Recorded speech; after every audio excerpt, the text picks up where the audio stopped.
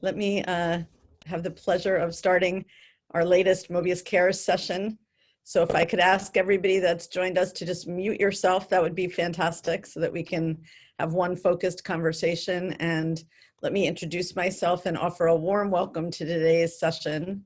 My name is Amy Elizabeth Fox, and I'm one of the co-founders and CEO of a leadership development firm called Mobius Executive Leadership. And for the last several weeks, I've had the great joy of introducing our community, our practitioners, our friends, our alliance partners, our clients, leaders from around the world, and practitioners that are coaches, mediators, facilitators, to the wisdom and expertise of our wide array of senior experts, each of whom has very generously agreed to offer a free webinar for our all of us gathered together in this particularly difficult and challenging COVID context, where so many of the ideas we've been exploring together as a community of practice for the last 15 years now find a new relevance as people try to deal with more and more uncertainty and volatility and complexity. So let me just let people know, if you haven't had the joy of being part of these series of calls, all of the earlier calls are archived on the Mobius Cares portion of our website. They're available open source along with some other COVID-related resources that we've placed there. And our real request to everyone is to please share them on your social media, send them out to friends, to clients, to networks. We'd like as many people as possible to take advantage of these fantastically rich sessions. And today I have the wonderful pleasure of introducing one of my dearest friends and a Mobius senior expert who's been part of our community of practice since we began 15 years ago, and has had such a catalyzing and meaningful influence on how all of us think about the implications of brain science, cognitive science, neuroplasticity, and consciousness on the developmental pathway. So I'm joined today by Srini Pillay, who will come on in a moment to host our session. Srini is a Harvard-trained psychiatrist and neuroscientist. His seminal book, Applying Brain Science to Leadership Development, is called Your Brain and Business. And most recently, he wrote a book on distraction and ideation called Tinker, Dabble, Doodle, Try.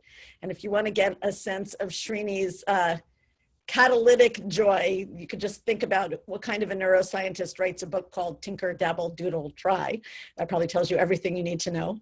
Srini lectures to business clients on topics ranging from innovation to resilience to anti-fragility to the implications of brain science for meeting complexity well. Today's topic is specifically about the brain science implications of the pandemic and how we as coaches and practitioners of human development can help people to navigate the tricky waters so many of our executives find themselves in. The title he gave to today's talk is Engaging the Brain's Complexity in the Pandemic, Cognitive Strategies to Dance on the Edge of the Known. So perhaps I'll just say one final thing before I pass it over to Srini. He's also an iconoclast and a cultural creative. His loves in life include fashion, food, music, art, movement, poetry. He composes, he writes poems. He usually writes his latest book in between 3 and 6 in the morning. I'm not sure he sleeps at all. But I am quite certain that today's session will be sparkling and imaginative and inspiring. And I'm very, very happy to welcome you all, and utterly delighted, Srini, that you were able to make the time to be with all of us today to share your wisdom and your knowledge and to help us be even better facilitators with our clients as they deal with COVID and all of its implications and its disruptions. So Srini, thank you again for your friendship all these years to all of us at Mobius, and a deep welcome.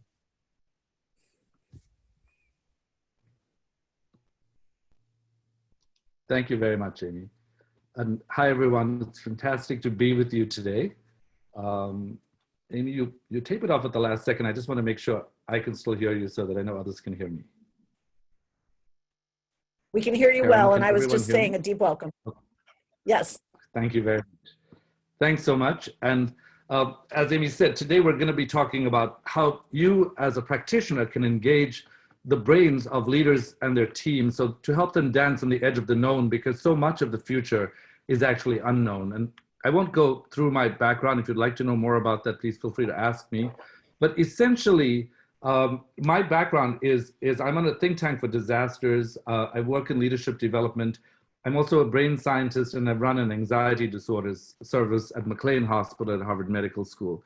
And so it's really from all these different perspectives that I come to you today to think with you, with the one caveat that I'd like to offer, which is that I think I both believe and don't believe anything that I'm saying, regardless of whether it's research-based or not.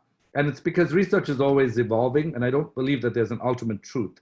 But what I do hope you'll get from today is a bunch of frameworks that you can use practically to be able to apply in your conversations with clients. And I thought I'd start us off with this quote from a recent article written by McKinsey, which is that what leaders need during a crisis is not a predefined response plan, but behaviors and mindsets that will prevent them from overreacting to yesterday's developments and help them look ahead. And really, that's what today is about. Today is about looking at behaviors and mindsets with a couple of caveats that I think are important. One is that I think for a lot of people, when we're working with leaders, leaders will not change simply because we're instructing them to change, right? I mean, like telling people you should change because this is the way the brain works, it's not often how change is facilitated. In fact, change is facilitated through realization. And my strong passion right now is to encourage my colleagues, and really myself as well, to embrace abstraction and to communicate about abstraction, because much of what we're doing is helping people navigate the personal journey within and with the client, and also without, without the traditional boundaries of the self. And I say this because I would not want this talk to come across as, here are the 5 ways you can change your brain, to change your mindset, to change what's happening. We're actually talking about a different way of being. And this different way of being requires the engagement of all of your abstract facilities, your abstract faculties, in order to actually work with people. And I think Krishnamurti's idea that truth is a pathless land is the real challenge that we have in front of us. The idea that we would like leaders to really be centered in their strongest selves, and that the strongest self resides in this ever-evolving notion of what authenticity and truth is. And that if there is no path to that, how then can we use these frameworks intelligently to be able to facilitate and not obstruct what leaders are facing? And so I'm going to be talking about 2 things broadly. One is, how do we prevent overreaction? And the other is, how do we help people look to the future? And so I thought I'd start us off with a poll question that's going to relate to the breakout session we're going to do later. And the question here is, what is the most important shift for a leader to embrace? And specifically, what I'd like you to sort of think about is, do you need to help leaders change their perspectives? Like, look at the positive, look on the bright side, look at innovation. Do you need them to change their willpower? Like, say, listen, you got to get more energy to be able to reach the line that you need to reach. Do leaders need to be more involved with their teams and building stronger teams? As a coach, do you need to work with people to help them rearrange the circuits that make up the self? Or do we need to help people have a different relationship with an organizing intelligence, an intelligence that some people refer to as God? And so what I'd like you to do is to have a forced choice in launching this poll. I'd like you to ask yourself, what is the most important shift for a leader to embrace? Is it, and just choosing one, change perspective, change fundamental identity, exert more willpower, build stronger teams, or immerse in a larger framework of organizing intelligence? And I'll relaunch this poll.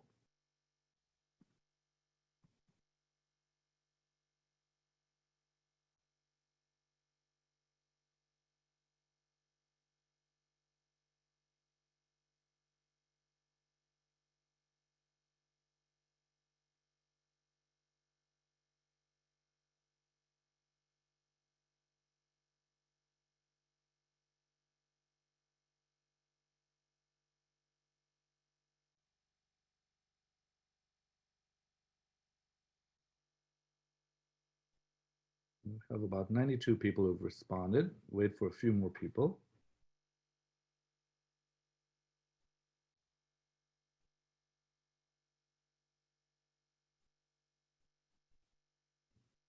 And with 96 people having answered this question, I'll share the results. And what we see here is there's a fair distribution in technique, right? So about a third of people have said change perspective. About a quarter of people have said change fundamental identity. Pretty much nobody has said more willpower, which says it's something like welcome to Mobius. I think 8% have said build stronger teams, and 39%, I can guarantee this would not occur in any other webinar setting, is immersed in a larger framework in organizing intelligence. And so part of what I think we're going to be talking about today is how can you use brain science to give people the anchors they need to be able to do any of these things, whether it's changing perspective, changing their fundamental identity, or immerse in a larger intelligence. So let's first take a look at managing your reactions and what perspectives we have from brain science. Now, in general, when we talk about anxiety, I think a lot of you, probably most of you, are seasoned coaches and you've been working with people for a long time. So working with anxiety is working with anxiety, but there are some things that are specific to the pandemic that I think are worth noting. So the first thing is predator anxiety. The second is mortality salience. And the third is the reduction of complexity. And I'm going to walk us through each of these different things so you can see why they're different. So let's first take a look at predator anxiety and what happens in the brain that's different. Now, usually when we're thinking about anxiety, we're thinking about anxiety that has taken over the brain, a large number of circuits, in particular the amygdala and the amygdala's connection with the frontal lobe.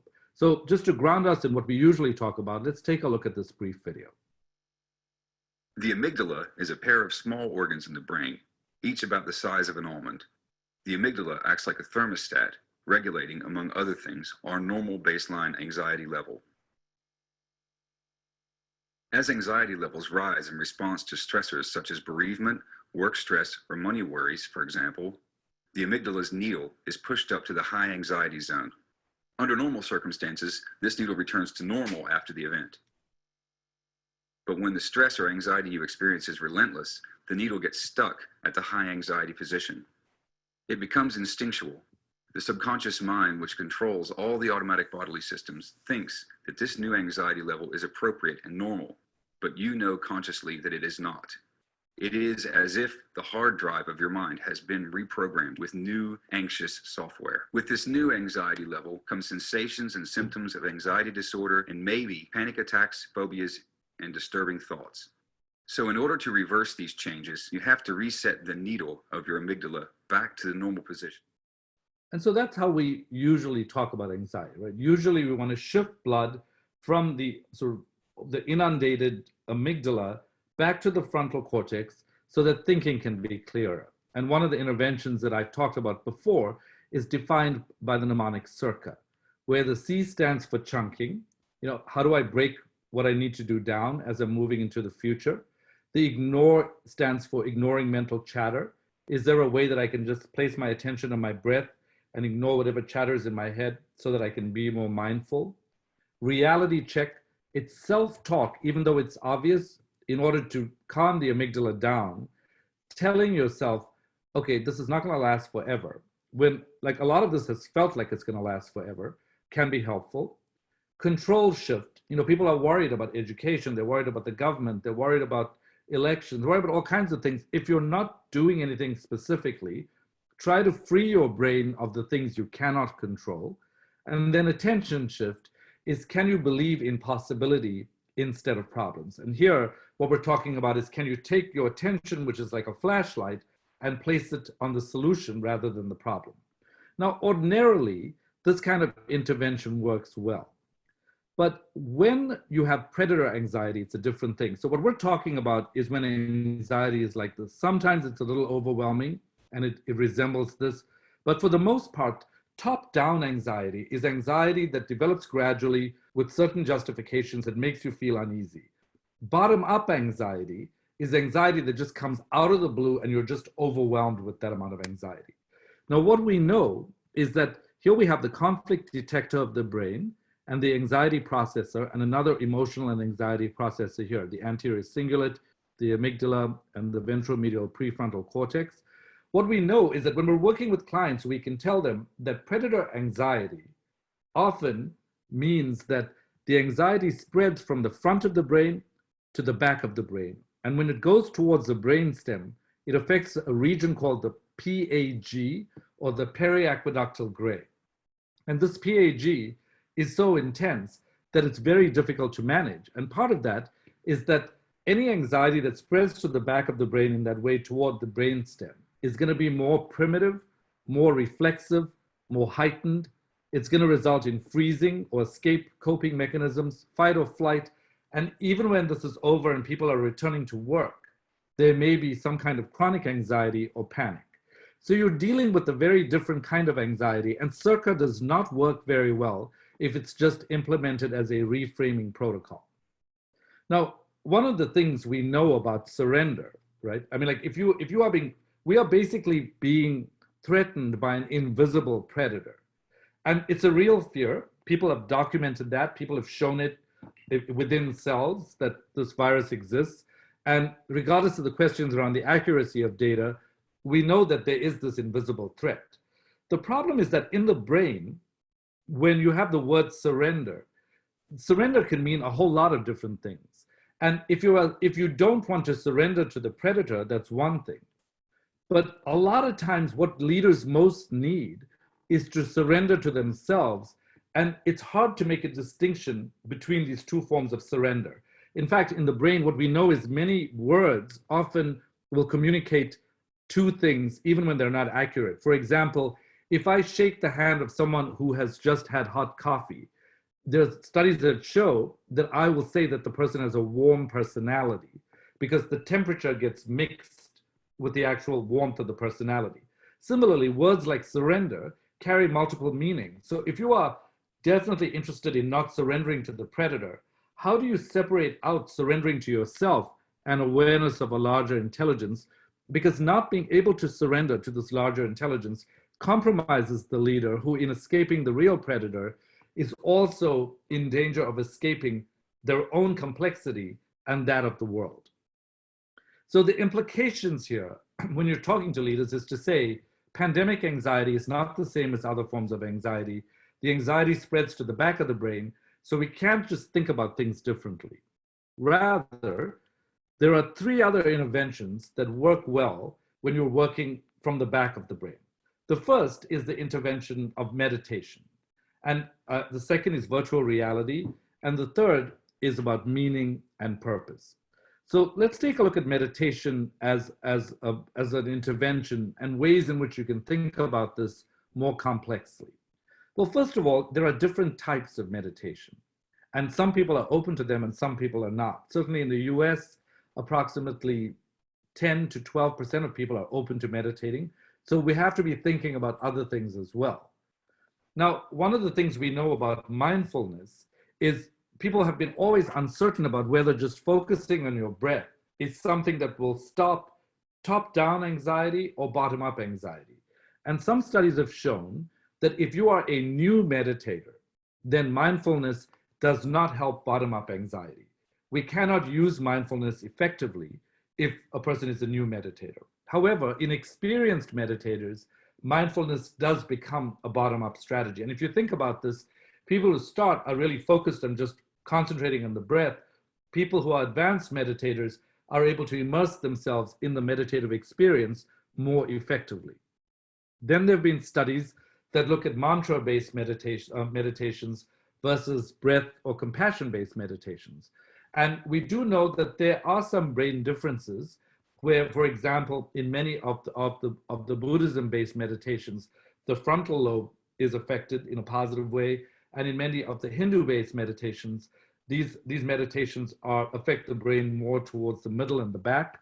But we can't really speak about meditation in too general a way, even mindfulness, because you get different kinds of mindfulness. Mindfulness where you concentrate on the breath, where you are simply passive and receptive, where you focus on what we call the open monitoring component, or where mindfulness is simply about ethical enhancement, like loving kindness. So one of the critiques of these studies has been there's different kinds of mindfulness. So to group everything under one category doesn't necessarily make sense. This particular study was done recently, and the finding here, and what they did was they took 20 different kinds of meditation to see what is meditation truly as an experience. And one of the interesting findings in the study was that they found that when you coded the responses of meditators, that meditation is really an embodied process, that through focused concentration, there's a different relationship with the body, and that its primary characteristic is inherently somatic. And so you have these different somatic states that arise as a result of different meditations. So why am I telling you about these different kinds of meditations? How are you going to take all this conflicting evidence and then use it in your practice? Well, one of the things I think we should do is let people know that there are different kinds of meditations. There are meditations where you can focus, you can be still or you can be moving. If you're moving, you have walking meditations. Ask them if they're open to being still. If they're open to that, they can then use a breath-focused meditation, a mantra-focused meditation, or a loving kindness focused meditation. This is a good way to begin to help them connect with bottom-up strategies. The whole idea there is to explain to them that anxiety that is post-pandemic is likely to be resistant to too much effort. And these more effortless mechanisms are ways in which we can help our clients. So the conclusion here is that meditation does have a lot of evidence showing that it has a positive impact on the brain, whether it's mindful or transcendental or loving kindness related. That investigating what people are comfortable with is probably the best way to go at this point. And also to recommend that when people are thinking about when to use this, it's not just about the individual sitting down and meditating, but why not start a team meeting with this? Because if you're in a team meeting and you have 10 people and everyone's minds are sort of in different places, saying, let's just start so we can all have some kind of alignment can be helpful to the team at large. So that's the first piece on meditation. Then there's virtual reality. And I'm biased here because I'm the chief medical officer of a virtual reality company. And what we've done is I've actually sort of created a brain-based paradigm to design virtual reality paradigms that basically attack the anxiety circuit from 7 different directions. So having run an anxiety clinic, I recognize the worst thing you can say to someone who's anxious is stop being anxious or calm down. I don't think calmness is necessarily the only way to abate anxiety. In fact, when you think about what happens in the mind of an anxious person, you know, sometimes they're just paralyzed. Sometimes they feel like their minds are all over the place. Sometimes they feel the anxiety in their bodies. And so what we've done is constructed different paradigms, some with guided relaxations and some simply with voice, that allow people to bring nature inside. Now, there have been a large number, well, there have been a number of initial studies showing that virtual reality is helpful for reducing anxiety. And this is actually a very cost-effective thing to do. Compared to a lot of interventions, it can be really helpful for a senior leadership team that's going through a decision-making phase. So if you're working with a company, why not say to the leadership team, try this out. And if you think it works, we can then think about affordable alternatives for the entire organization. We also know that although beginning meditators have difficulty reducing bottom-up anxiety with mindfulness, when they are in nature, they are more easily able to reduce bottom-up anxiety. And so why not bring nature to clients? A lot of people are stuck in the offices. I've talked to companies who are not going back until 2022 and companies that are not going back until next year. Some people have access to nature, some people don't. So virtual reality is helpful. And I thought I'd just show you this. We deliver virtual reality through Oculus Quest, and Facebook has made Oculus Quest, and Quest is specifically designed for corporations with the requisite securities in place as well. But if people don't care about it, there are lots of cheaper alternatives. But this is an example. Imagine looking at this with 3D lenses of the kind of experience you can introduce to yourself or to clients in the middle of the day.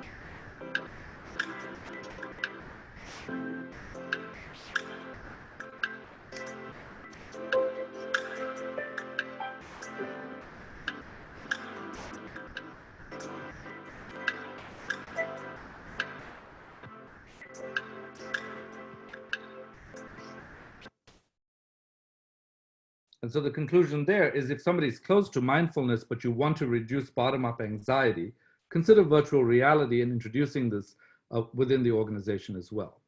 And then there's the whole question of meaning and purpose, which I know, judging from your responses earlier, you probably have a deep interest in. But what a lot of leaders are doing, in my experience, is they're going back and saying, listen, we've got to solve the problem at hand now.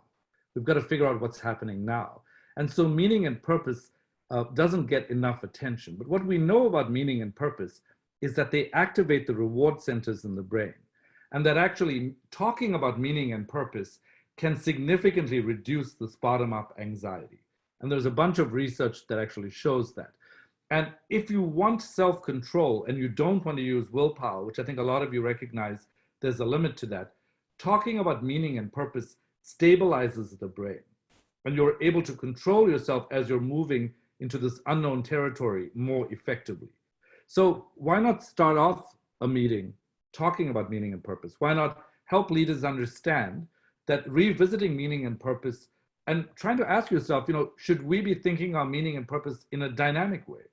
Should we be thinking about this in a completely different way and get feedback in a way that you haven't been able to get before? But these three interventions, mindfulness, virtual reality, and meaning and purpose, are three of the interventions that can significantly assist when you have bottom-up anxiety.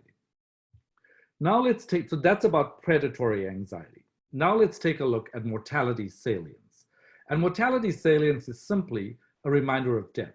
It's like seeing COVID death numbers go up, or you're hearing somebody on the news, or you see an ambulance that's going by.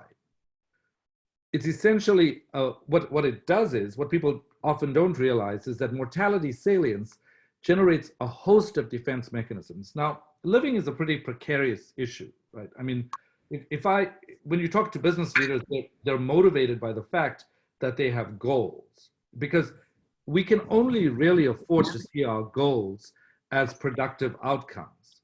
But in reality, when you're born, your ultimate destination is to die, as far as we know. That's a very strange goal to be motivated by, right? And so we try to put that aside, and we try to tell ourselves, listen, how about like we try to increase the amount of money we're making in this company, or we want to be happier, or something. And if you ask yourself deeply for what, you'll end up with this existential problem of, I guess so that I can die happy, which is not a very encouraging sentiment. For that reason, being reminded of death constantly is not helpful. But what the pandemic does is it overactivates the brain through mortality salience. Now, there are some positive effects of mortality salience in general. It can encourage pro-social behavior. But this is not that positive when you're trying to introduce a phased approach in reintegration into society. Like somebody sent me a video yesterday. Dubai had opened their hotels, and they had everyone was walking around completely free, no masks. So pro-social behavior is one thing, but what this explains to us is why some people appear to be so irrational. It's because mortality salience makes them want to make the best of what's left. What we also know about mortality salience is that it makes people more insular. It makes all of us more insular. So we hold onto our own views. People become more racist and more homophobic. In addition, mortality salience causes more social discomfort. So it causes aggression and social anxiety. And if you just take a look at those negative effects, right, it's basically what we're saying is, if you're on a team, having the team change their point of view is going to be very difficult. If you are appealing in a political context to somebody who has a different point of view, emphasizing COVID is not going to necessarily help them become more flexible. And so you will have noticed how the level of aggression and polarization has increased in our society. And there's a lot of social anxiety because fundamentally we're being reminded of death all the time. In the brain, the anxiety centers are overactivated, the conflict centers are overactivated, and the habit centers are overactivated. Stress turns on habit centers in the brain. So if you're feeling overwhelmed and exhausted, it's because your brain is constantly in overdrive with anxiety, conflict, and habit. And so one of the things you want to ask yourself is, well, how can I communicate this to leaders? And how can I also tell them that when we look at other studies about mortality salience, we notice that leaders will stop thinking about themselves deeply. They will also respond more to people who are like themselves than not like themselves. And they will stop responding to other people's suffering. So when you hear the theme of like why to be compassionate when it comes to psychological safety, why to talk to leaders about teams, it's because a lot of people are going to be like, get with the program. Like, we got to get back, we got to survive. And of course, there's something real to that. We do have to get with the program. But at the same time, studies do show that coaching for goals, Richard Boyatzis is one of the people who led these studies, goal-directed coaching is inferior to compassion-oriented coaching. And that's because goal-directed coaching overactivates the sympathetic nervous system. So in the context of mortality salience, the people we are talking to do not want to change their points of view. They don't really want to pay attention to other people. They are less compassionate, and their brains are overwhelmed by the notion of death. So the reason it's good for us to be aware of this is if we feel like someone is being particularly stubborn, we then understand that. Because if you are that closed, it's going to influence hiring efforts, right? It's also going to make you blind to certain decisions that just don't fall within your own worldview. It's going to make you socially uncomfortable. If you hold on to your own point of view, it's going to make innovation much more difficult. I'm seeing this in a lot of companies right now where there's this resistance to innovate because the idea is we're not safe. And innovation, the commonest words associated with creativity in the brain are vomit and agony under conditions of uncertainty. So innovation represents uncertainty, and mortality, all right, no problem. So there's also no course correction, right? Because you're holding it to your own point of view, and people become mired in religious and political conflicts. So one of the things to think about is to recognize that we are all prone to these biases, and we are usually prone to them, but under conditions of mortality salience, we are more prone to them than at other times. So here are some practical things you can suggest. You can suggest that people do point of view exercises on teams. So rather than my saying, here's what I'm feeling, and here's what Karen's feeling, and here's what Amy feeling, here's what Amy is feeling, I would, if we were on a team meeting, I would say, Karen, what do you think Amy's feeling? Amy, what do you think Srini's feeling? Because you're forcing the mentalizing network, the point of view network, to become activated because that's been shut down. So advising leaders of doing an exercise like that can be helpful. Also, because there are so many biases going on, it probably does make more sense to work more like a flat organization than a hierarchical organization and have more teamwork and communication than usual.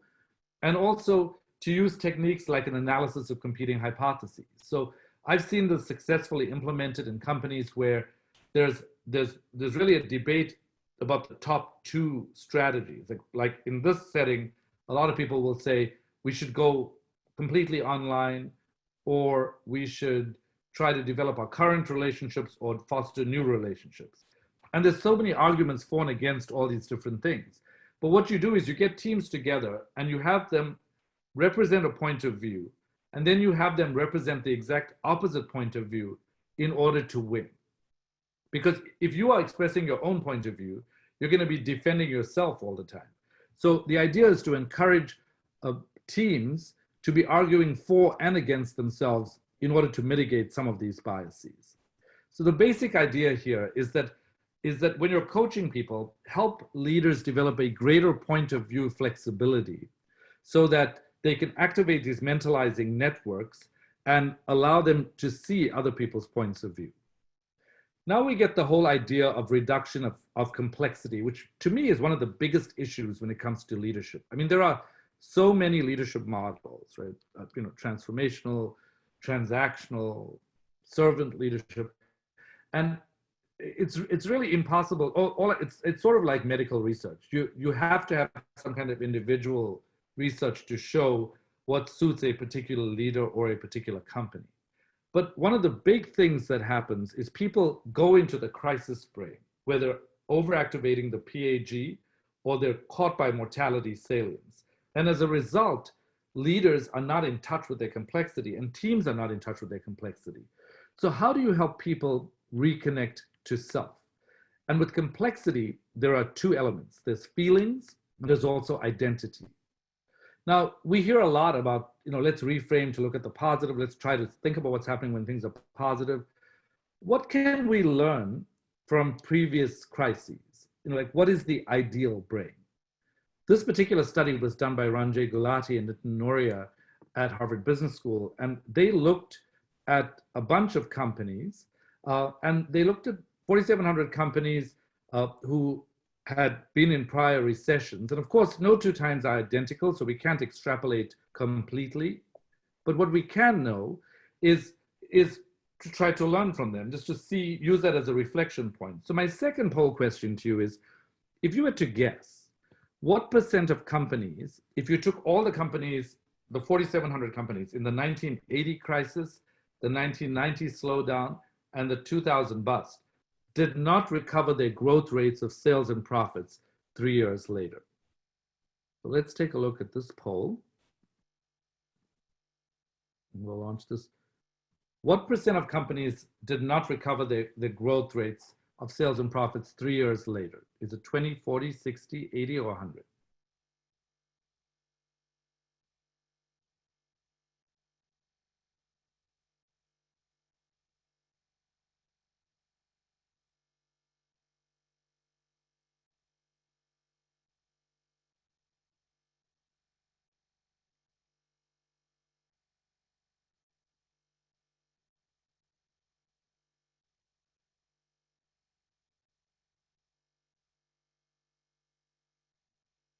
And about 86% of people have voted.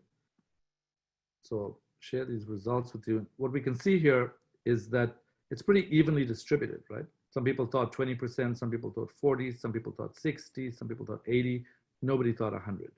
And in fact, what we know is, and this is very interesting to me because in so many different situations, we're encouraged to be optimistic and we want to believe that we're not going to be part of these companies. But if you actually look at the results are pretty revealing. What they show is that of the 4,700 companies, if you look at those three different periods, 3 years after the recession, 80% of companies had not recovered pre-recession growth rates for sales and profits. And only 9% of companies flourished after the downturn. Now, to me, what this says is that in a recession, the majority of companies are struggling. So if you're struggling, you're in the majority.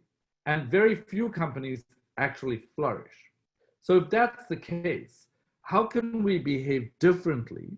And what might we learn from the previous types of companies? Well, they divided these companies into 4 different categories of companies just to explore this question.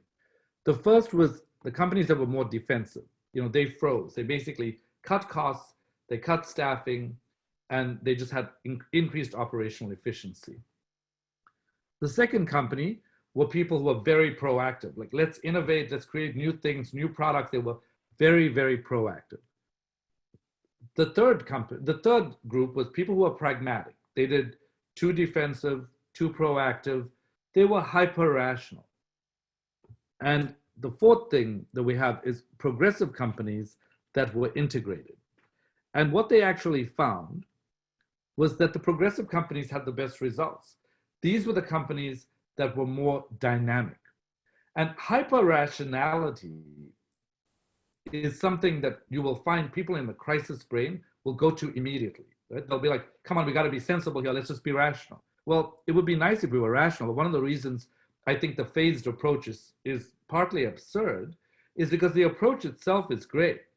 But people, we are all, Daniel Kahneman got a Nobel Prize for showing that we are incapable of actually being rational.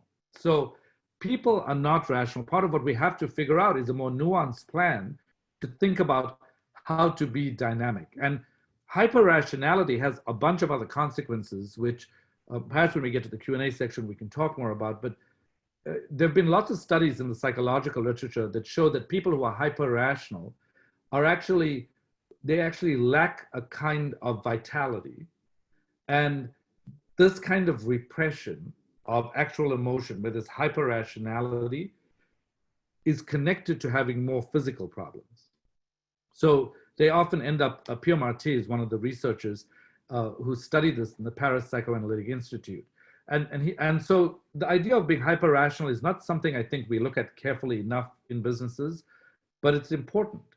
And so what we know is that fear, or too much caution, and optimism are all crisis brain phenomena when they are polarized. That the biggest loss brain-wise in this period, and as coaches, I think it's important for us to take a look at this, is complexity. So let's take a look at the research on mixed feelings. Like what happens when you have a bittersweet feeling, or you're feeling great and not great, like all at the same time? Well, there's a bunch of studies to show that mixed emotions can actually be beneficial. That when you have this feeling of poignancy or nostalgia or ambivalence, these are mixed emotional states, and mixed emotions can protect you against depression, anxiety, and physical symptoms.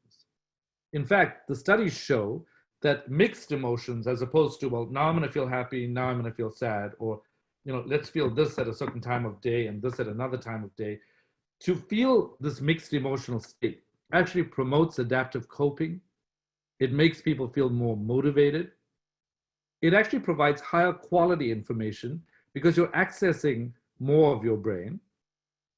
It prevents you from avoiding things. So if you know there's a disaster, you're not going to go through it with a smile on your face. You'll respond appropriately. It encourages problem solving. It allows easier access to self-knowledge. It allows you to arrange your internal narrative much more effectively, and also makes you more resilient.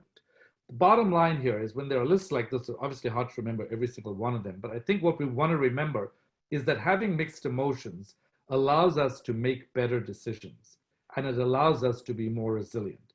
And allowing leaders to know this can be a huge service so that they don't feel like they're crazy, or they don't feel like they've got to polarize their findings. So the significance here is when working with leaders, you could say, don't try to force yourself into a positive state if you're afraid.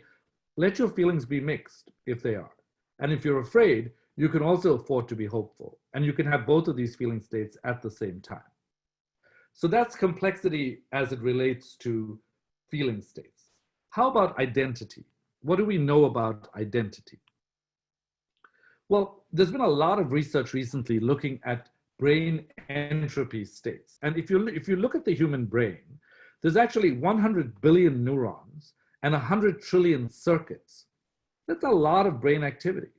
And if you try to understand what's happening in the brain, most people, will say things like, do things one step at a time. I've got to figure out how to clear my mind first. Well, it's very complex to think about what this is. And entropy is a brain measurement extrapolated from physics, but in brain science, it means a particular thing. It means simultaneous access to a given number of neural states. All of these neural states, no matter how variable they are accessed at the same time. More and more research is showing that the higher your brain entropy, the more circuits you can access at the same time, the greater your intelligence in terms of making decisions and in terms of having insights. And in fact, the same research has been applied to LSD research, and LSD is now being investigated in mainstream psychiatry because it provides these kinds of insights. Now, I'm personally ambivalent about that. I think for fun, it sounds like within certain parameters, it could be great. But the question of what you're actually getting from a temporary state that is drug induced, I think is worth considering. I know people who've said, you know, I initiate entropy and I access that state and I make major decisions, and that's great. But one of the things we have to ask is, how is this contributing to someone's spiritual evolution? And what does temporary accessing actually mean? Is that a real state? Or is this just playing around with that state and not actually creating some kind of state that's spiritually meaningful? So again, it's a question for you.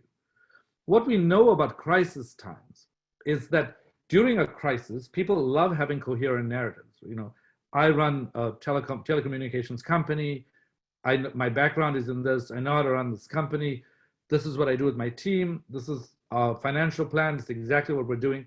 But the nature of being human is very different. Wilfred Bion talked about this and said that identity is not just about coherent internal narratives, that in fact, our identity is based on what he called beta elements. And these are things like music that you love, smells that you love, art.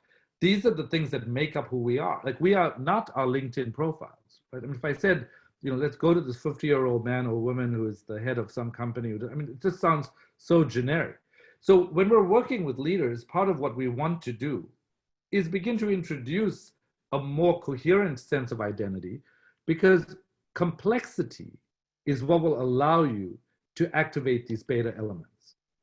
Now, in fact, in the brain, there's a self network called the default mode network that's involved in putting some of these puzzle pieces together. And in fact, sometimes the puzzle pieces come together when you feel a sense of coherence, because you're at the ocean and you're smelling an amazing salty breeze, and maybe you like the smell of hamburgers in the ocean, and you're feeling this, you know, you're feeling an integrated state of being.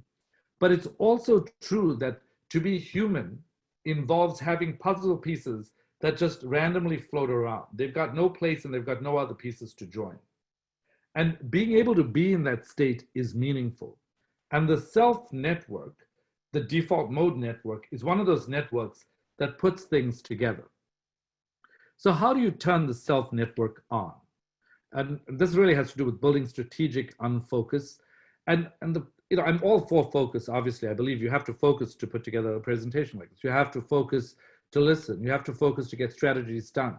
But I think there's a lot said about that, and not a lot said about how focus can be harmful. This is something that I talk about in my book, Tinker, Dabble, Doodle, Try, where I sort of create arguments that go from, here are the disadvantages of focus, to here are the advantages of unfocus. And in the deepest spiritual sense, we want all of these circuits to be integrated. So I think for those of us who really don't believe that focus can have disadvantages, I'd like you to take a look at this video, because what you'll see in this video is that there's a train moving in a particular direction. And if this train is moving in this particular direction, you'll be able to change the direction in which this train is moving simply by making a different decision.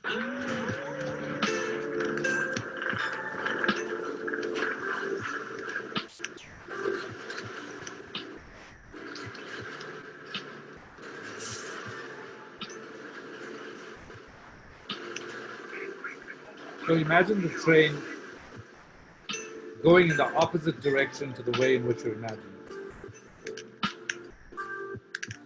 And then change it again.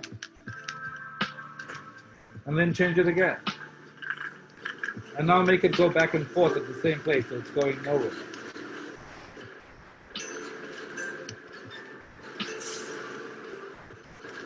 The whole point here is that perception is fantastic because it allows us to take in information from the outside. But part of this whole journey is about fine-tuning perception, right? Fine-tuning perception so we are aware of some of these illusions that we see in our day-to-day lives. What we know from a bunch of brain studies is that there's a condition called self-regulation depletion, which you will see in many leaders, where too much focus creates fatigue. It depletes the prefrontal cortex of energy, so the brain just doesn't have any energy left. You know, studies have shown, for example, if you stare at a video, if you stare at the video and then you ask someone to save someone from a life-threatening problem, they just don't care. Whereas if you look at the video and you're looking at it as usual, you'll have enough brain energy to care. So if you are feeling at the end of the day, I really don't care, part of it is not just that you don't care, but that you don't have the energy to care. So compassion fatigue is something that you want to avoid. I think a lot of us feel compassionate about the world, right? And people talk about why you need to develop compassion. Well, sometimes, there are people who say, I can't believe that person's a parent. Like, how can they be a parent? They're so exhausted by the end of the day. It's like, because they're out of it. They're fatigued out. They've used up all their compassion for the day. And so part of what I think, if you really want to be compassionate, is try to figure out how to build unfocus into your life. Then there's the whole idea of tunnel vision, right? Being blind to competition. And this has been shown in so many different examples. I usually quote Anne Wang in this example, who had the word processor, and he was busy thinking about the second version of this when all of a sudden the PC came about, and he wasn't even aware of this and became bankrupt because he was just focusing on where he needed to focus. And a lot of leaders are going to be thinking that this is an effective coping strategy. But one thing I'd like you all to sort of register is that a big solution in a lot of industries has been to go digital. And the problem with the digital economy is that it's a winner-takes-all economy. So right now we're all using Zoom because we love Zoom, and Zoom has just cornered the market. But even as we're speaking, I'm hearing people say things like, well, Zoom doesn't really give you a three-dimensional feel for something. Well, and now there are all kinds of new technologies that are coming on. So you can't go to sleep, and you can't really just be focused on what you're doing. It's possible that in your very industry, something is happening on the outside. So in addition to that, too much focus makes you blind to the future. But who knows what's coming down the line? Who knows if the whole notion of coaching is going to change? Who knows of what the meaning of, I've noticed that one of the big conversations for me around this has been the restrictions on coaching in developing countries. So in developing countries, there's so much price sensitivity that there's a push to come up with mass interventions. And so one of the things you want to ask is, to what extent, obviously it seems like there'll always be a need for in-person interventions, but I can tell you just from my own interactions with people are loving the fact that they don't have to drive into the middle of Harvard Square to meet with me. They're loving the fact that they're like, if I see you twice a week, why don't I come in once? So I think that it matters that we not be blind to the future. Also, when you are focused, you're looking at one thing, right? You're like, no, I don't want to look at anything else. Well, you cannot innovate if you're not making connections. It's very difficult to do that, to have a primary sense of creativity. So focus can rob you of innovation. And it just so happens that in the brain, the self circuits are the circuits that overlap with the unfocused circuits. So self-awareness, self-regulation, even self-transcendence, these are all connected to the unfocused circuit and the ways in which we regulate the unfocused circuit. To me, one of the biggest things that gets lost when we're overworking in this time is that in the brain, metaphorically, we have roads, which are the focus circuits, and we have these fields that are the unfocused circuits. And very few of us have time to engage the fields of our consciousness. But if we don't, we are robbing ourselves of our greatest intelligence. In fact, much of our intelligence for creation, for imagination, lies in these unfocused circuits. Einstein, when he described his theory of relativity, described it as the result of a musical perception. He didn't say this was a feat of rational thinking. The outcome was rational, but the discovery process, he described as a musical perception. Carrie Banks Mullis, who discovered a way of making synthetic DNA, his lab mates hated him. The way you apparently go about science is you work in a lab and you excruciatingly investigate small hypotheses without making leaps. Well, Carrie Banks Mullis decided to make numerous leaps. And on a particular day, he was driving with his girlfriend from Berkeley to Mendocino. They had just had some red wine. They were going up this winding road. It's not clear whether he was on LSD or not. He stopped by the roadside, started scribbling on some rocks, went to the cabin. His girlfriend fell asleep. He got all excited. And all of a sudden, it occurred to him how synthetic DNA could be made. Bernie Arnault, he's, I think, famous for saying that focus groups do not dominate the conversation at LVMH. You know, when they bought Christian Dior, for example, there was a perfume called J'adore, which they gave to focus groups, and the focus group said, yeah, we don't really like this. And Arnaud believed in the artist and he believed in the perfume.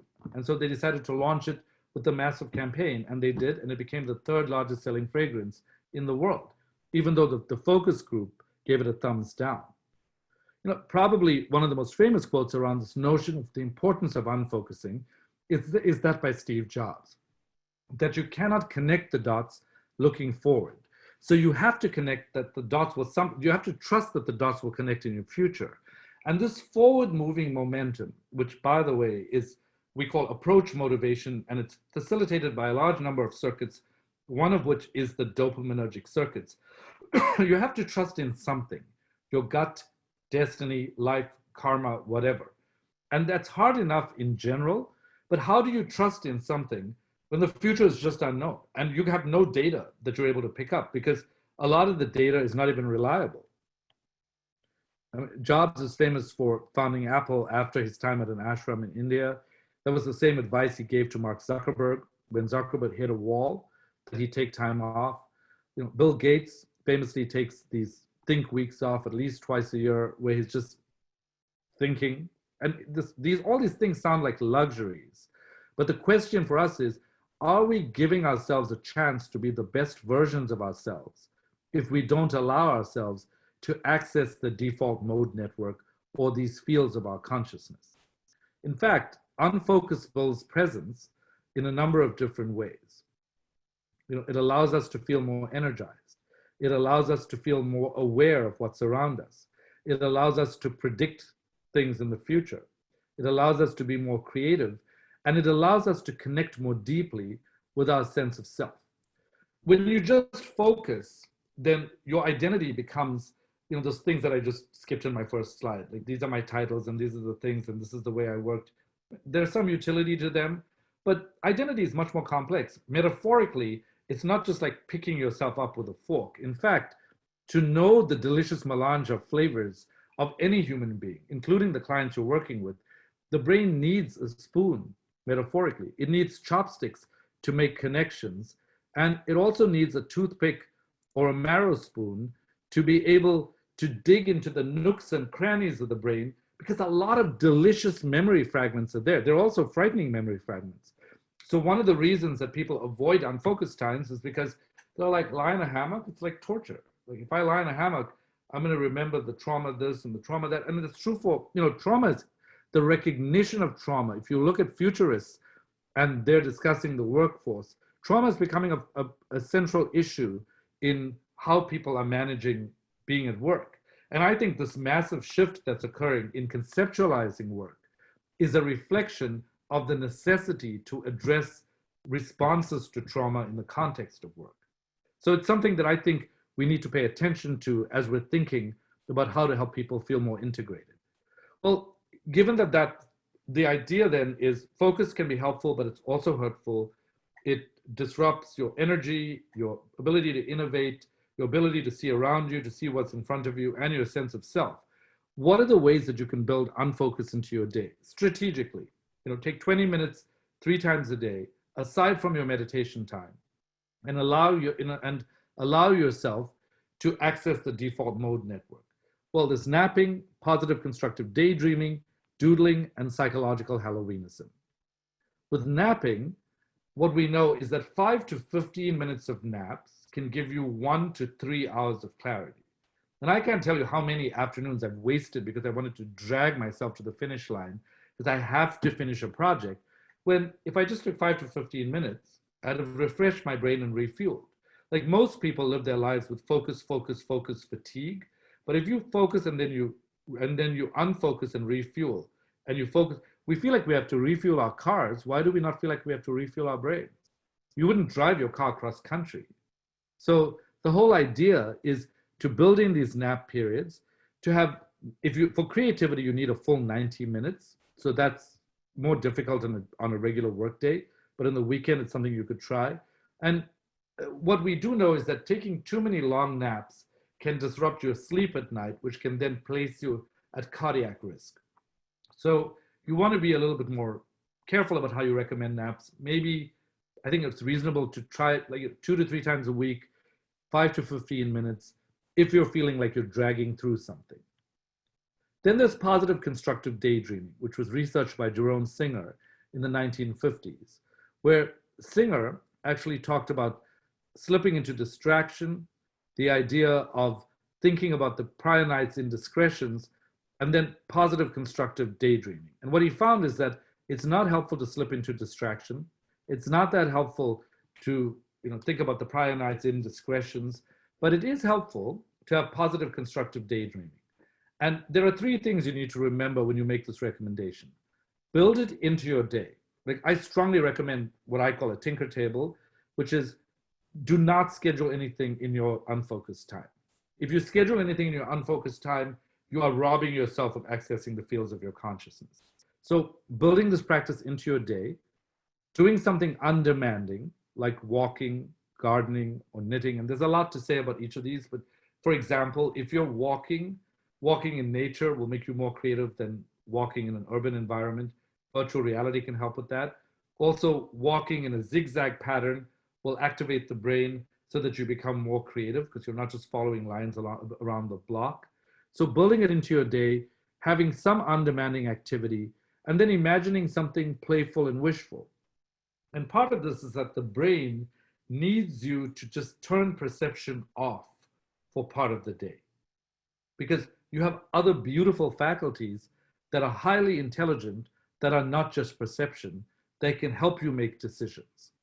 So that's positive constructive daydreaming. And with all of these, I recommend to people, build it into your schedule, some companies create daydreaming rooms, and connect daydreaming habits with productivity measures. Because for every one of these things that I'm telling you about, they'll work for some people and not others.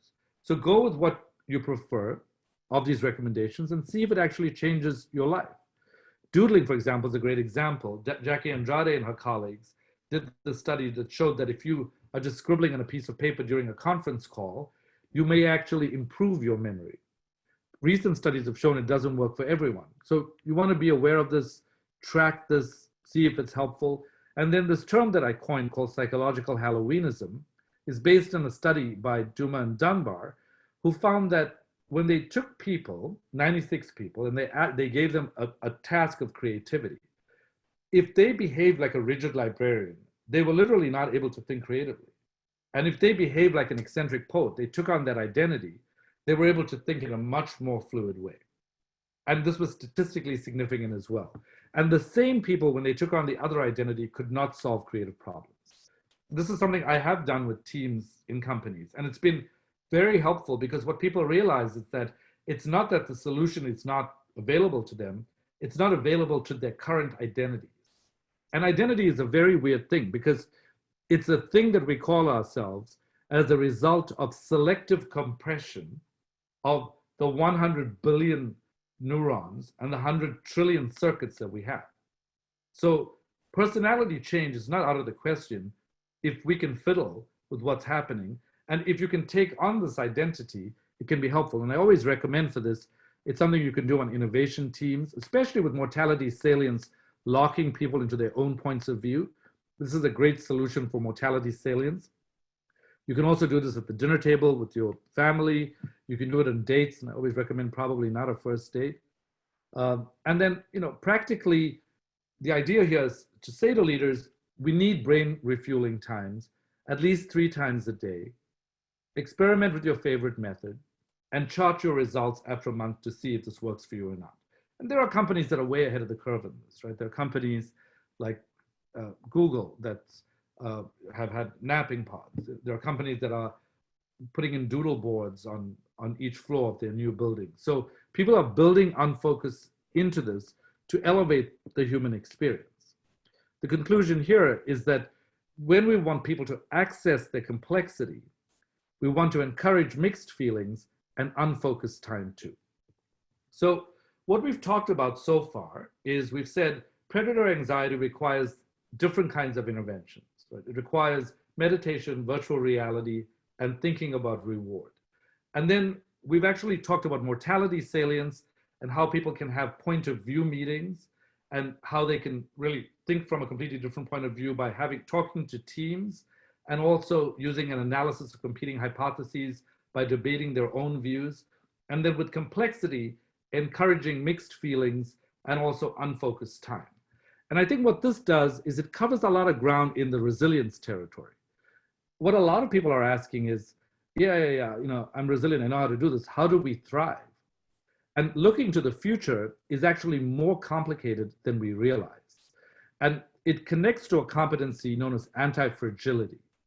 And anti-fragility is simply, in stress, fragile people break under stress. Robust people remain unchanged, but the anti-fragile becomes stronger. And a lot of companies are asking, how do we leverage what's happening so we become even stronger? And I think one way to think about this, and Nassim Taleb talks about this, is you try to reorient yourself to the world so that the wind becomes a tailwind rather than a headwind. And so, and I think Taleb very eloquently points out that anti-fragility is beyond resilience or robustness. The resilient resists shocks and stays the same. The anti-fragile gets better. And there are lots of biological systems that actually relate to this. But I just thought I'd introduce this to you because there needs to be some kind of future orientation in helping leaders develop what Taleb calls a convex response to stress or volatility, to accelerate toward benefit. And here, you can really institute interventions and help leaders connect these interventions with accelerating their business growth and feeling better about their lives. Now, if you have a stressor coming at you, if you are faithless and trapped by perception, it's a concave response. Right? If you have doubt, you're still receiving this information with a kind of punch in your stomach. If you're neutral, you're probably being more robust or resilient. If you're proactive by building unfocused time, by talking about meaning and purpose, you're beginning to become convex, you're beginning to go at that stress that way.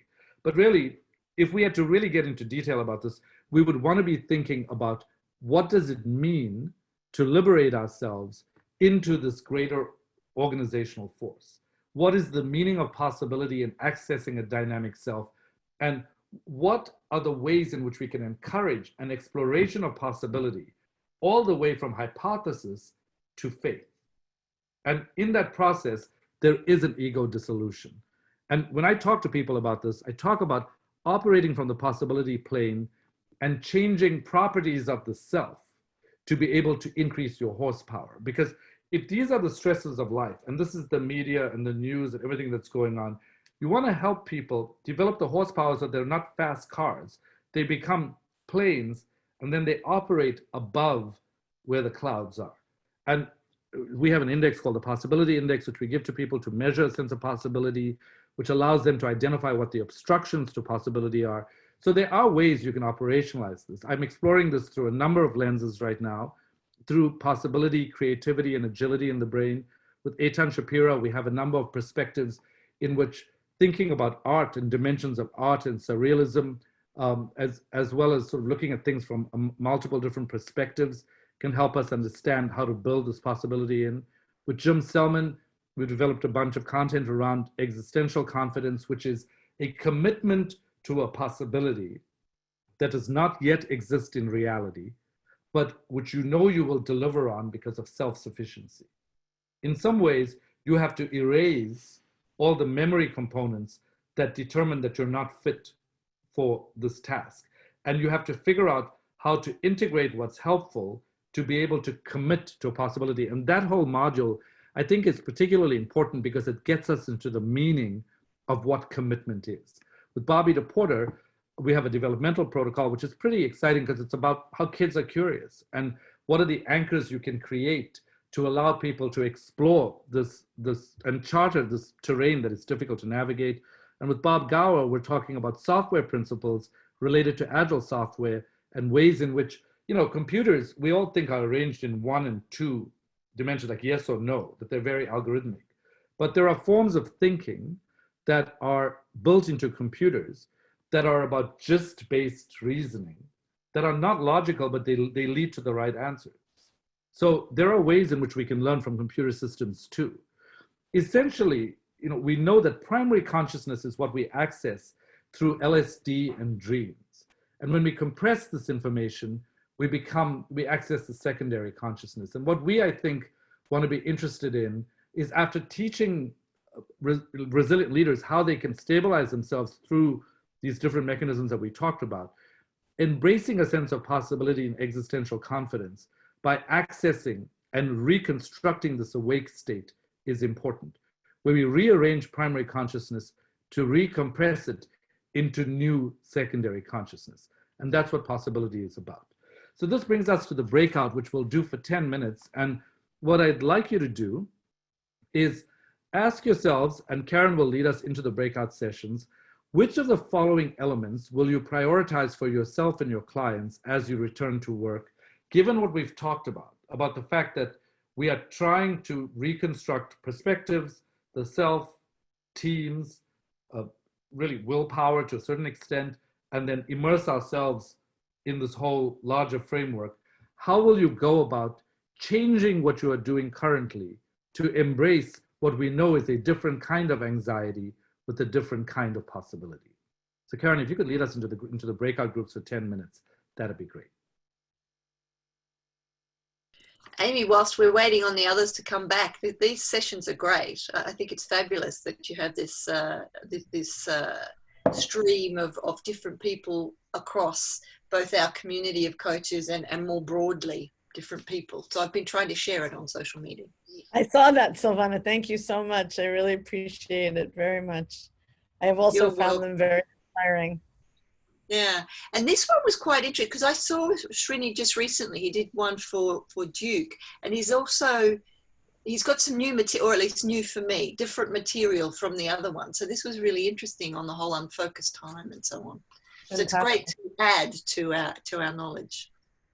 Wonderful. Thank you for the comments. I want to say, if I can, as a serious lover of brain science, an amateur but lover, I love this. I love the integration. I love the soft focus. It was marvelous.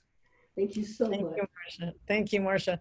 So I'm going to take both of your comments as a moment of collective thanks to Srini and turn it back over to you, if I can, Srini, to close us. Thank you. So I just thought I mean, obviously, in an ideal world, I'd love to hear from all of you about what happened at your breakouts, and maybe we'll have a few minutes for questions and comments.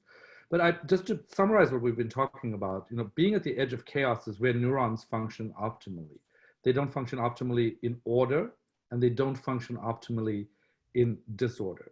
But if you look, for example, at the brains of depressed patients, if you look at the thalamus, the sensory gating station, the thing that's happening is there's too much ordering of sensations. It's more ordered, less entropy that is actually leading to depression because the circuits become more staid.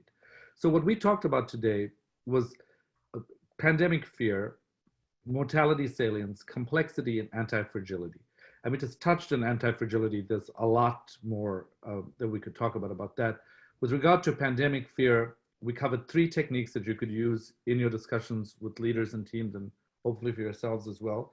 Meditation, VR, meaning and purpose. With mortality salience, we talked about enhancing teamwork, point of view meetings, and analyses of competing hypotheses. With complexity, we talked about mixed emotions and unfocused techniques. And then beginning to talk about the science of possibility with anti-fragility. And the one thing I'd ask you to remind companies to think about is that in 1950, an average company on the S&P 500 index would be expected to stay there for 60 years. That figure is now down to 18 years. And currently predictions are that 75% of companies that are in the index will be replaced by 2027. And so the question is, companies, I think, need to think deeply about whether they want to remain relevant. Some may not. Some may want to sell. Some may say, my time has come. Some may say, I want to convert to something else. But I think understanding this is what will help companies understand if they want to thrive and what thriving means to them. Sometimes thriving means starting. Sometimes thriving means stopping. Sometimes thriving means changing. And I think bringing these options to leaders will liberate them to a more honest dialogue with themselves and their companies. And so I think the next question for us is, how can we help people embed these abilities in not just leaders and their teams, but in entire organizations as well? Thank you very much. And I think we have about 5 minutes, perhaps, for a couple questions if anybody has any questions.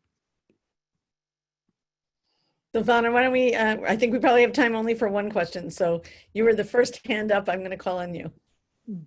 Thank you, Amy. So Srini, I've seen you now present twice and I've enjoyed the expansion of what I'm learning from you.